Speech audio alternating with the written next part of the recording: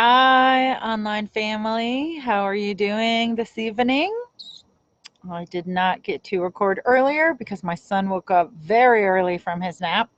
So I'm coming to you this evening, and my husband's watching the kids, and I'm so happy to see you, virtually see you.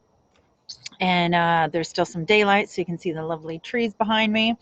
And today, going along with the theme of the week, we're talking a lot about friendships and relationship dynamics and what to do when people are dragging you down and things like that. So today, I'm really delving deep into how do we hold boundaries and or shift relationship dynamics when we know or we've seen that the other person is going to get upset about us doing something about it.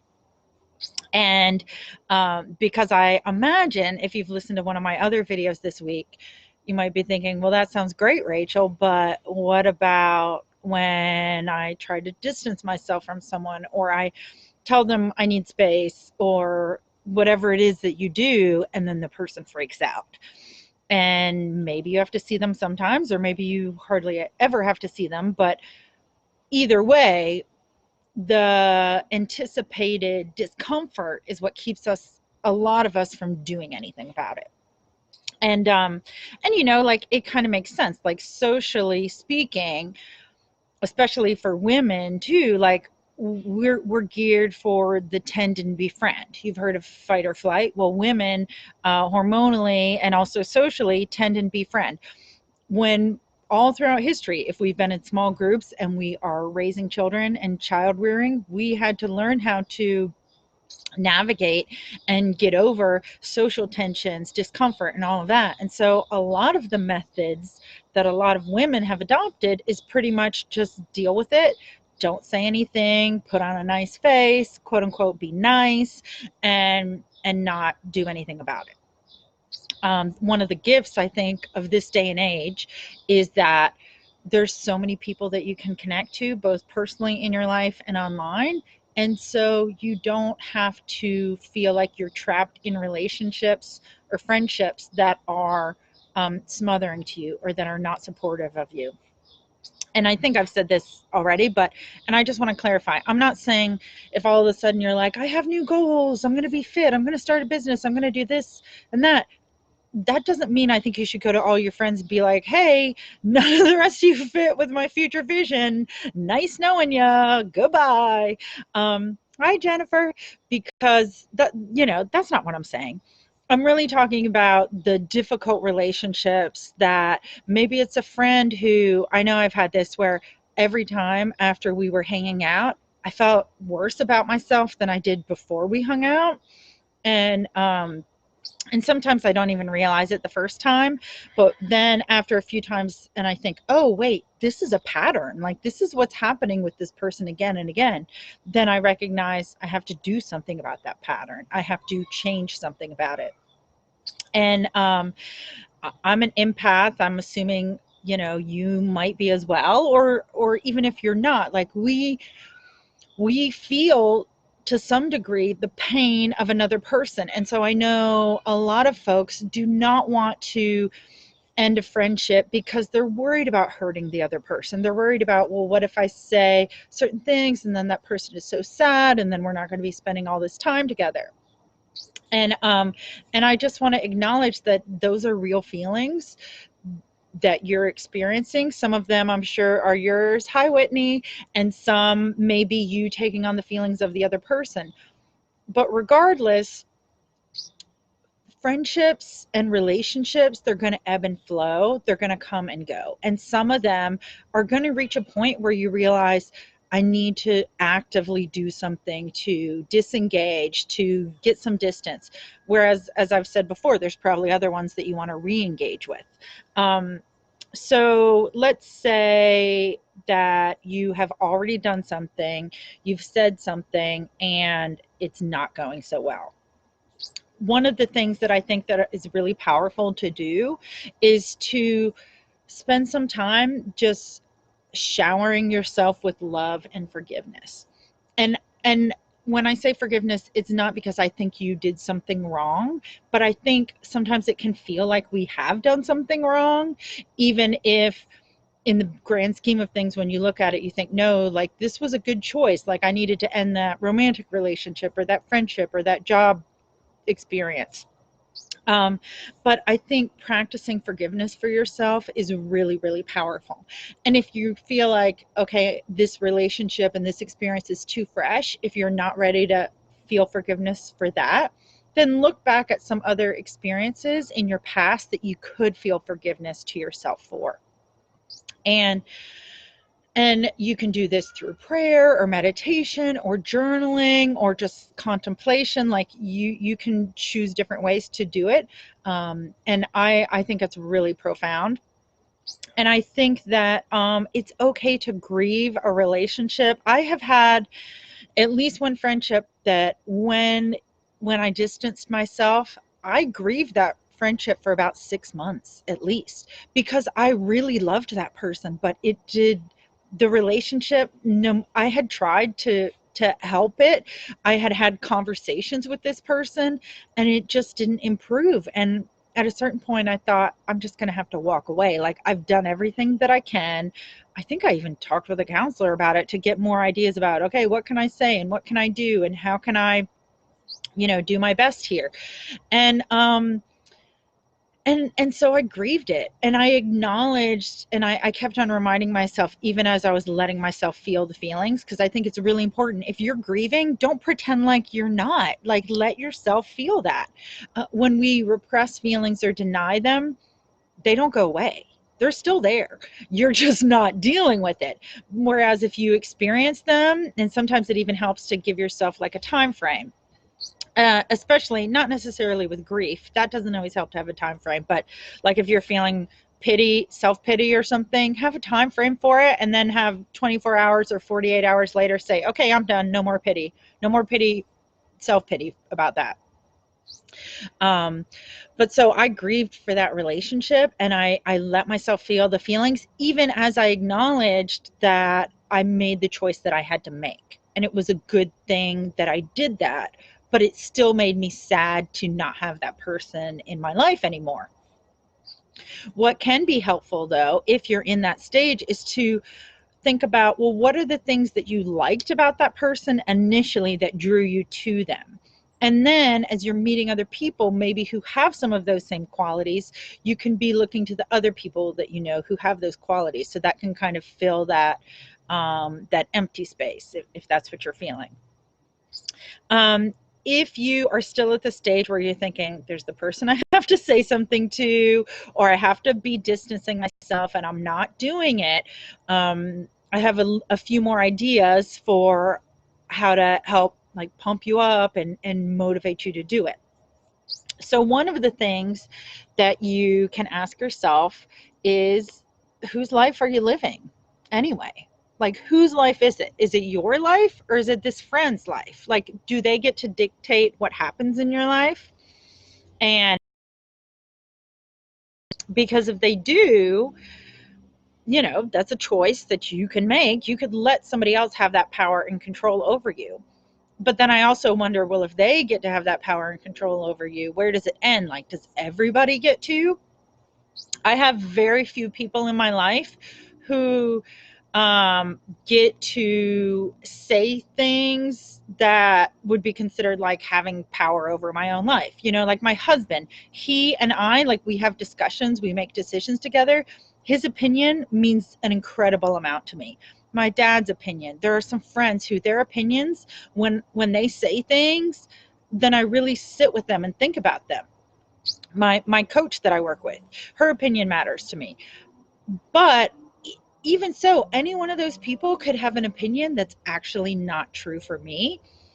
And I also keep in mind that the opinions of all the rest of the world are really not my business and not mine to try to manage. Like, who has time to manage the opinions that others have about you?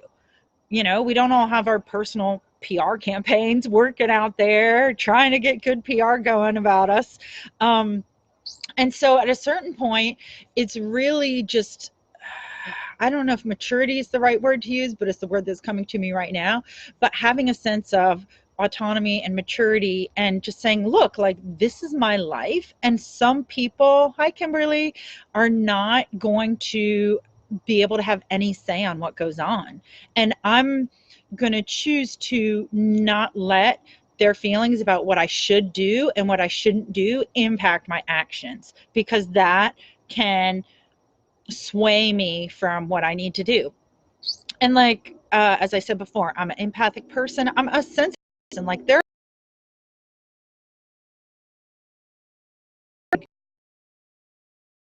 will anybody. I'm very clear. Oh, thank you so much.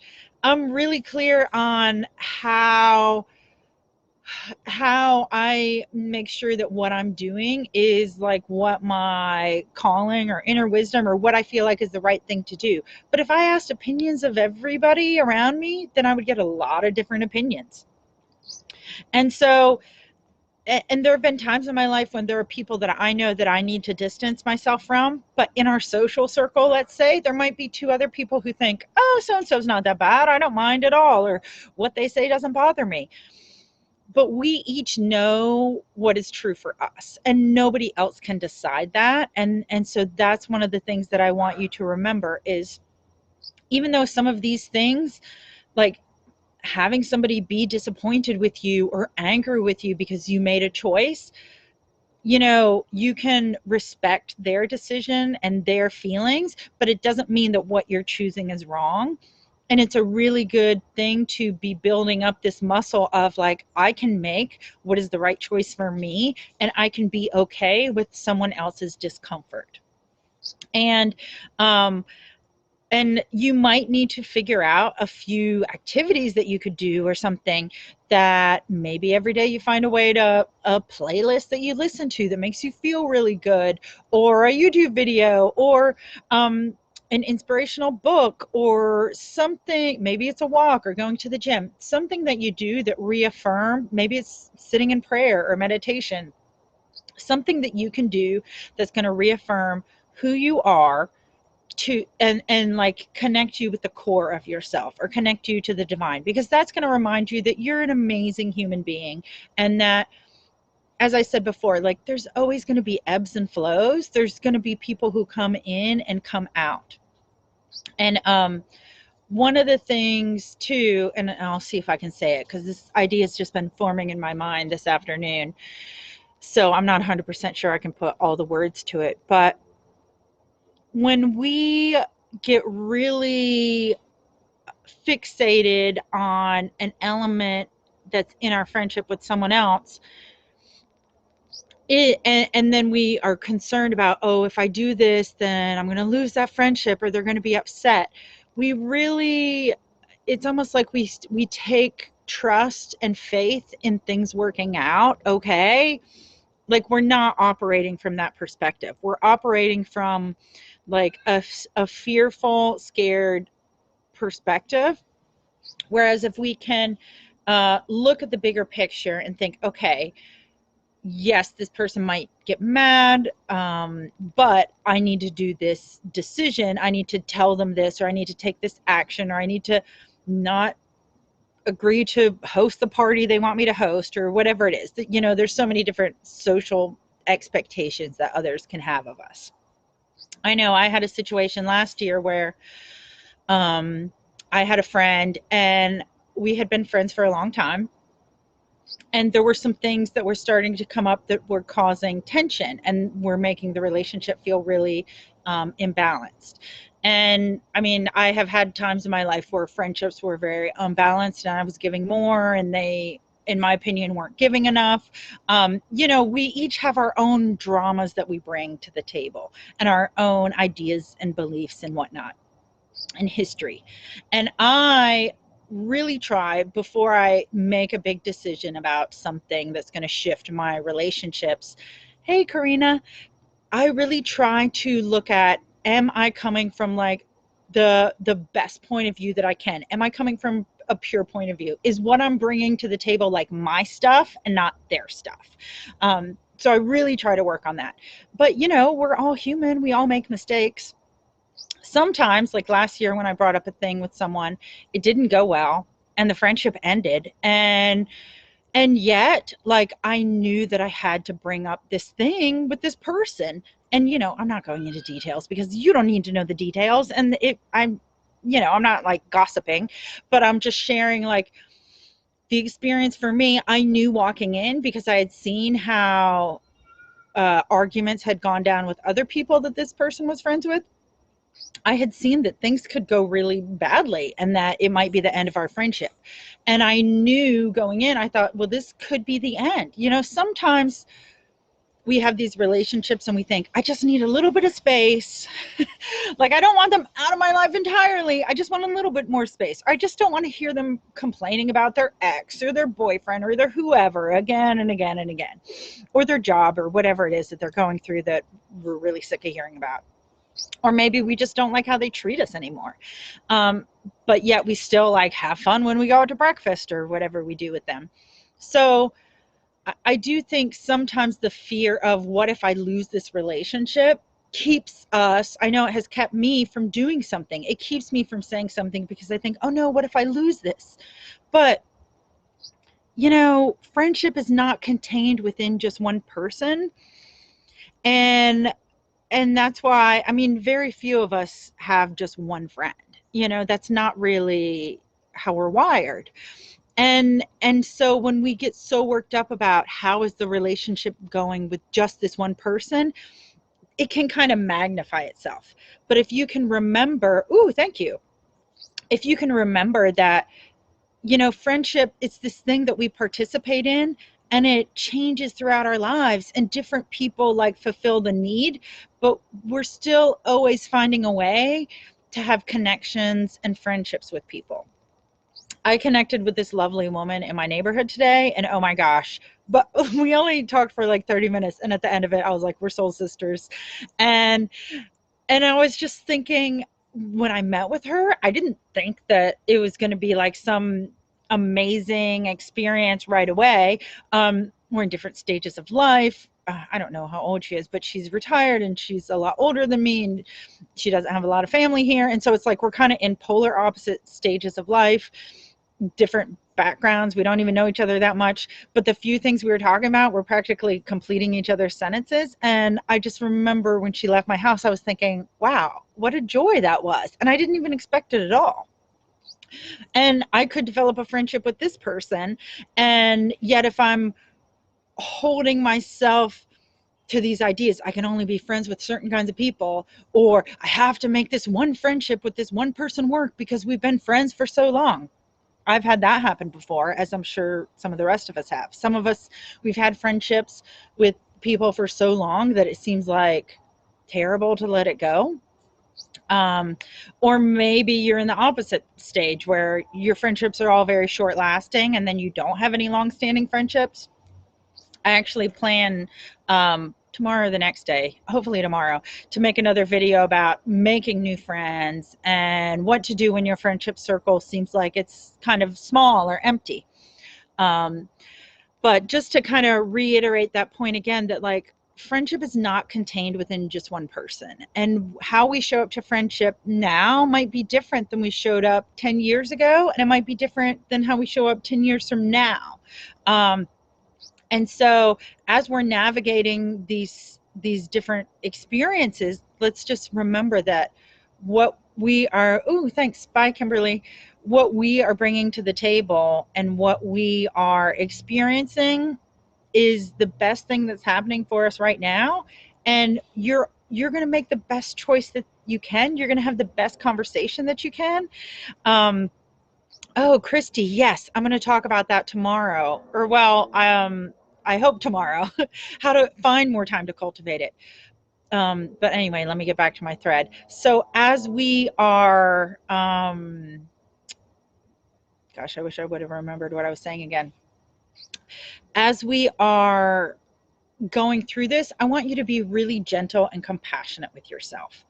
Because whether or not you have someone that you're trying to, have a little more distance, and there's other types of friendships you desire more, beating yourself up about it or feeling desperate about it or feeling like the pressure of I have to do this now or my life will be terrible, none of that is really going to serve us or make it easy to do what we want to do. So having an attitude of gentleness and compassion, if let's say you make a mistake with this person who you're trying to communicate with, if they really have a lot of deep care for you and they want to connect with you more, hopefully they'll be open to it. Or maybe if they're not open to it right now, they'll be open to it a year from now. If you have a conversation with them and it crashes and burns, well, you know what? That was good information. And then you can reflect, be gentle with yourself, have forgiveness for yourself, give yourself lots of love, and send that person lots of love and forgiveness. And then you can see over the next couple months, okay, do I still like how I showed up in that experience? Would I do that again? What would I not do next time? Is there a way I could handle this more differently? And that way, if there's a part of you that's really concerned with how you are handling the situation, you can just see, okay, I'm going to use this experience as a way of gathering information and trying out this new way of doing it. Because especially if you have not done it before, your first time you do it, it might not be that great. Like we might have a couple sticky moments in the conversation, or like I said, it might crash and burn. And then you think, okay, well, there was that. But you will have more information and you also will have more confidence in yourself. I can have the conversations. I can have difficult conversations when I need to. And that is so empowering to know. It means no one has that kind of power over you. You gain more power over your life. You have more control over your life. You have the autonomy and the agency to speak up when you have needs and to hold boundaries and know that, you know what? The boundary is going to be held whether you like it or not. And maybe you won't like it. And that was your choice. Or maybe you'll have a period of discomfort as you figure out how to live with this boundary. That can definitely happen as well. Sometimes you set a new boundary with somebody and it takes a couple months of interactions with you consistently affirming the boundary or setting the boundary. Some people will try for years. Like some people just don't get it. And they might not even be conscious that they're constantly stepping over this boundary that you're like, hey, remember boundaries. But either way, like treating this as an experience of you valuing yourself and showing compassion and love and gentleness with yourself can be really incredibly empowering. All right, as you can probably tell, it's getting pretty dark out here, and it's getting a little bit chilly too. I think I could see my breath. I don't know if you can. So I'm going to wrap it up for today.